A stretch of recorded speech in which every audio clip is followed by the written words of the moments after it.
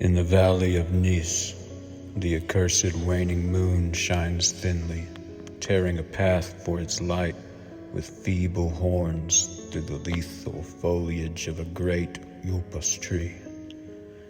And within the depths of the valley, where the light reaches not, move forms not meet to be beheld. Rank is the herbage on each slope, where evil vines and creeping plants crawl amidst the stones of ruined palaces, twining tightly about broken columns and strange monoliths, and heaving up marble pavements laid by forgotten hands.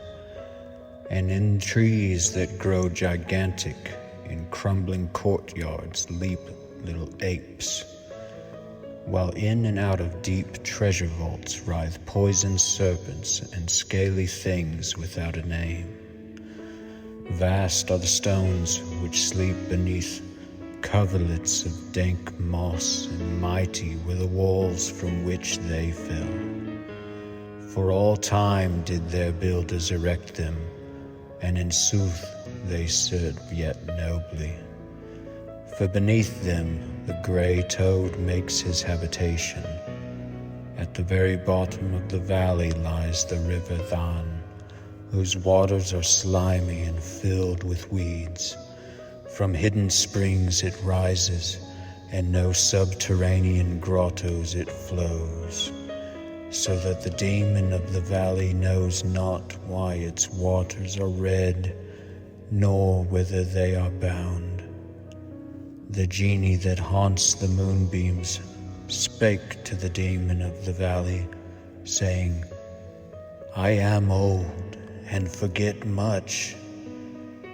Tell me the deeds and aspect and name of them who built these things of stone." And the demon replied, "I am memory, and am wise in lore of the past, but I too am old. These beings were like the waters of the river Than, not to be understood. Their deeds I recall not, for they were but of the moment. Their aspect I recall dimly, for it was like to that of the little apes in the trees you see now. Their name I recall clearly, for it rhymed with that of the river. These beings of yesterday were called man." So the genie flew back to the thin-horned moon, and the demon looked intently at a little ape in a tree that grew in a crumbling courtyard.